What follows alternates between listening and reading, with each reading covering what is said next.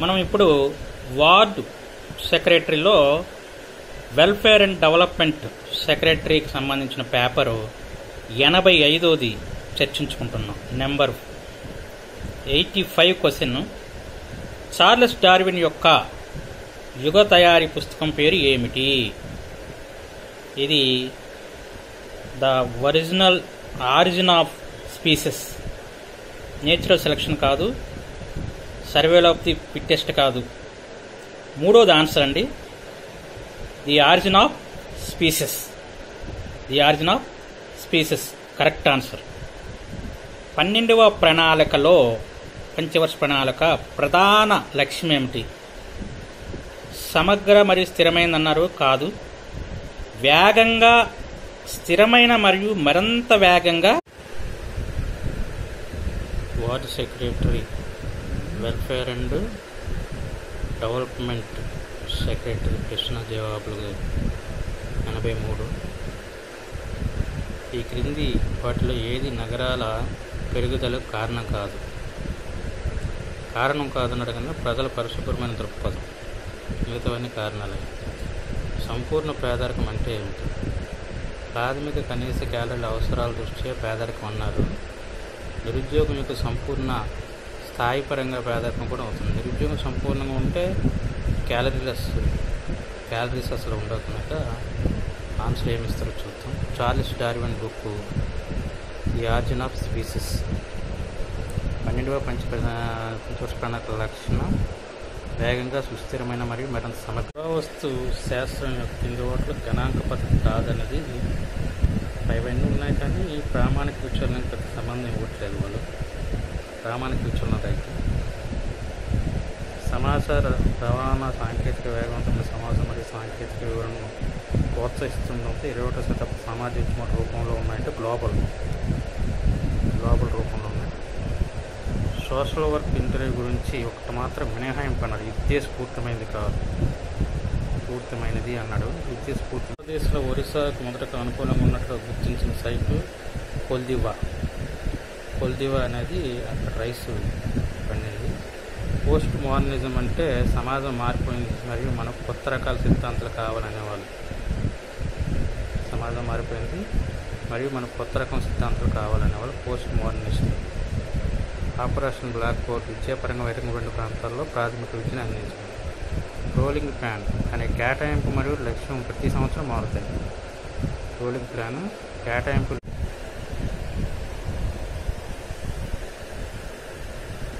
పట్టణ జనాభా చదరపు కిలోమీటర్లు పట్టణ ప్రాంతాల్లో ఉన్న వ్యక్తుల సంఖ్యను సూచిస్తుంది.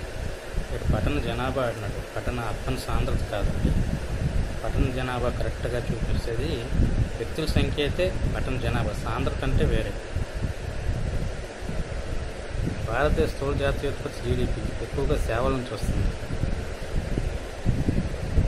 సాంస్కృతిక వాస్తవిక యొక్క ప్రాథమిక యూనిట్ సాంస్కృతిక లక్షణం రైట్.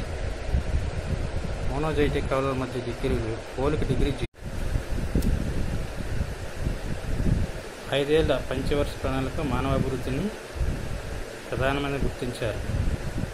9వ పంచవర్ష ప్రణాళిక పితృత్వం నిర్ణయించే ఉత్తమ మార్గం వేలిముద్ర యొక్క DNA. ఉపాధి హామీ ప్రవేశపెట్టింది మహారాష్ట్ర 1972. నాన్సీ చోడర్ 1898లో బాలురు మరియు బాలికలు ఇద్దరూ వారి తల్లిదండ్రులు సన్నిహితంగా జత చేయబడుతుంది కానీ అమ్మాయిలు తర్వాత ఊడిపోవడం జరుగుతుందన్న. క్రింది ఓట్లో ఏ ప్రాంతంలో ప్రభుత్వం వ్యవసాయ రంగంలో పూల పెంపకం, ఉద్యాన ఉత్పత్తి 100% ఆటోమేటిక్ రూట్లో విదేశీ పెట్టుబడులు తెచ్చింది? పశ్చిమ కనుమలు కరెంట్ ఈవెంట్. మేము అనే అనుభూతి జాతీయత మరియు దేశ ప్రేమను అభివృద్ధి చేస్తుంది. ఐక్యరాజ్య సమితి మిలియన్ డెవలప్మెంట్ గోల్స్ MDG గడువు 2015తో అయిపోయింది. భారతదేశం యొక్క వలస పట్టణ ఆర్థిక వ్యవస్థ ఆధునిక పరిశ్రమల అభివృద్ధి ద్వారా. సంక్షేమ రాజ్యం యొక్క లక్ష్యం ఏంటంటే బలహీన వర్గాలు సంక్షేమ కార్యక్రమం నిర్వహించడం. గరిష్ట వ్యక్తుల గరిష్ట ప్రయోజనం కంటే బలహీన వర్గాల సంక్షేమ కార్యక్రమం నిర్వహించడం గొప్పది. రహస్య పరిశీలనలో ఎదుర్కొనే నైతికత అయితే మీ ఉనికి యొక్క కారణం తెలియకుండా ప్రతివాదులను మోసం చేయడం అనేది ఈ సర్వేలో గొప్పది. కొత్త మనిషి ఇలా ఆలోచించబడ్డాడు 80sలో అన్నాడు. అంటే స్త్రీ సమానత్వం పైన ఇది వచ్చింది. బహిరంగ విలంగ మరియు దాని గురించి గర్వపడతాడు. ఈక్వలైజేషన్. భారతదేశంలో మొదటి మున్సిపల్ కార్పొరేషన్ అమ్మకం పన్ను, గ్రామ పంచాయతీ పన్ను, అమ్మకం పన్ను. 8th December 1. పిల్ ప్రజా ప్రయోజనాల వాచ్యము సమాజంలో పేద మరియు బలహీన వర్గాలకు న్యాయం అందించడానికి, ఎన్జిఓ సాయంతో మీడియా ద్వారా న్యాయం అందించడానికి. సరైన సమాధానం. మానవ శాస్త్రం డేటాలో సేకరణ యొక్క అతి ముఖ్యమైన మరియు ప్రత్యేకమైన పద్ధతి సర్వేనే. ఎక్కడైనా సంబంధాల స్థాయిని కనుగొనడానికి మేము గణాంక పరీక్షలు ఉపయోగించాలి. ఏ గణాంక పరీక్షలు ఉపయోగించాలంటే Chi-square టెస్ట్. Number 3 answer. భారతీయ వేతన విధానంపై ఆధారపడి ఉంటుంది జీవన వ్యయం. భారతదేశంలో మానవ వనరులపై అధిక దృష్టి పెట్టింది కేరళ. ఇందువల్ల సామాజిక నియంత్రణ యొక్క అనధికారిక పద్ధతి అన్నాడు బలవంతం. తెలుగులో బలవంతం. సింధు లోయ సైట్లో ఏది ప్రపంచంలో తొలి సైన్ బోర్డుని ఇచ్చిందన్నాడు ధోలువీరా. ఇది కరెంట్ ఈవెంట్స్. అక్కడ వచ్చిన పల్లె ఉంది, అక్కడ పల్లెటూరు ధోలువీరా, గుజరాత్. సమాజ శాస్త్రం మనిషి యొక్క సామాజిక స్వభావంపై అవగాహన కల్పిస్తుంది. వర్గం అనేది స్వయం నియంత్రణ యూనిట్లు. ఇక్కడ సభ్యులు తమ అనేభావము ప్రాజెక్ట్ స్థావరాన్ని ఏర్పరచుకుంటారు. సమితి కాదు. సమితి చాలా వ్యాస్ట్ అసోసియేషన్. ఎక్కడి నుంచో మనుషులు ఉంటారు. సమాజం అంటే మొత్తం వస్తుంది. వర్గం అనేది ఒక దగ్గరే ఉంటారు. అంత్యోదయ కార్యక్రమం పేదలను ఉద్ధరించడానికి సంబంధించింది. ఇందువల్ల ఏది సమాజ స్థాయి గుర్తించబడలేదంటే కార్యాలయం. సొసైటీగా గుర్తించలేదు కార్యాలయం. పేదల్లో అత్యంత పేదలుగా భావించేవారు మహిళలు, ఆడ శిశువులు, వృద్ధులు. కొంతమంది విపత్తు ప్రజలు అంటున్నారు. ఏదైనా మహిళలు, ఆడ శిశువులు, వృద్ధులు రైతు షెడ్యూల్ కులాలు కూడా కొన్ని బుక్స్లో ఉంది. కమ్యూనిటీ ఆర్గనైజర్ రీసోర్స్ మొబిలైజర్ రూపంలో విభిన్న కార్యకలాపాలను కొనసాగించడానికి ప్రోత్సహించడం మరియు దిశలు అందిస్తుంది. Resource mobiliser. మున్సిపల్ కార్పొరేషన్లు, మున్సిపల్ కౌన్సిల్ మరియు నగర పంచాయతీ పట్టణాలకు సంబంధించింది. మానవ హక్కులు అందరికీ ఉంటాయి. మానవులు కోరుకున్న హక్కులు కాదు. ప్రకృతి ద్వారా మానవులందరికీ ఆపాదించబడిన హక్కులు. 3 ఆన్సర్.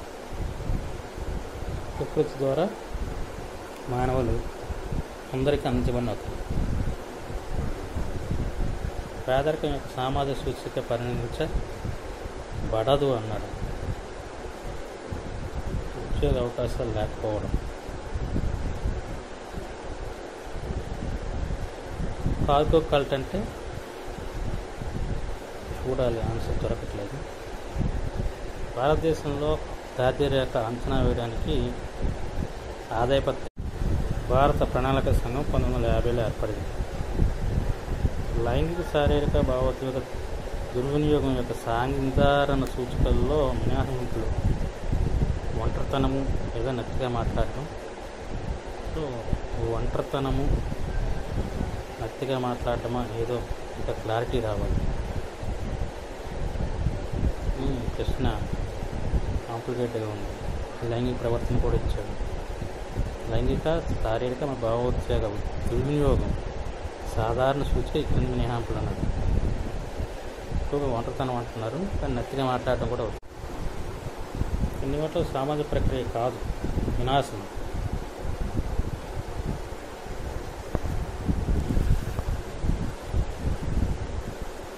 వర్గం అనేది ఒక వ్యక్తి యొక్క చిన్న ఒక పెద్ద సమూహం. వ్యక్తికి సంబంధించి వర్గమే పెద్ద సమూహం. ఒక వ్యక్తికి సంబంధించి సమాజంలో అంటే అనేక మంది వర్గాలు ఉంటాయి. సమూహం అంటే అది కాదు.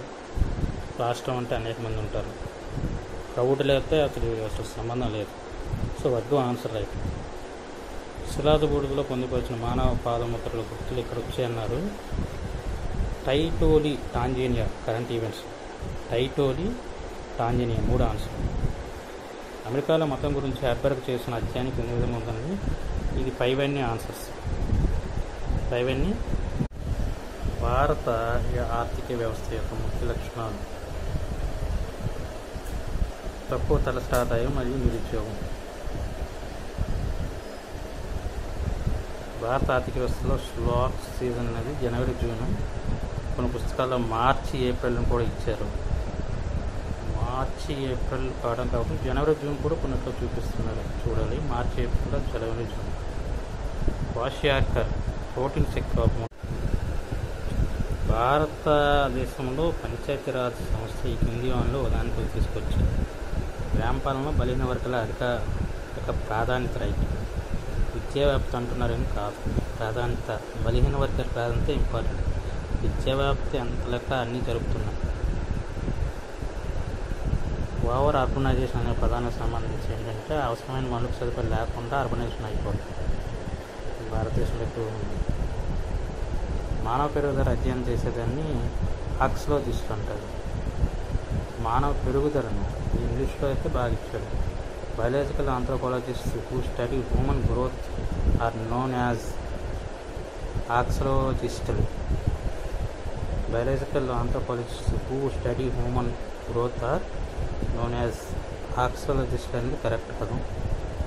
మొత్తం మీద 150కి చాలా కష్టంగా ఉంది పేపర్. చాలా కష్టంగా ఉంది. జస్ట్ 60 మార్కులు ఓపెన్ కేటగిరీ. 62, 63 వచ్చే వాళ్ళకి తక్కువ పోస్టులు రావడానికి అవకాశం ఉంది. అదేవిధంగా రిజర్వేషన్ కేటగిరీ వాళ్ళు మినిమం మార్కులు దాటితే చాలు. చాలా ప్రశ్నలు పుస్తకాల్లో లేనివే వచ్చాయి, ఎక్కడెక్కడి నుంచో తీసుకొచ్చారు. కొన్ని ఎక్కువగా ఇంటర్ప్రిటేషన్ మీద ఆధారపడి ఉన్నాయి.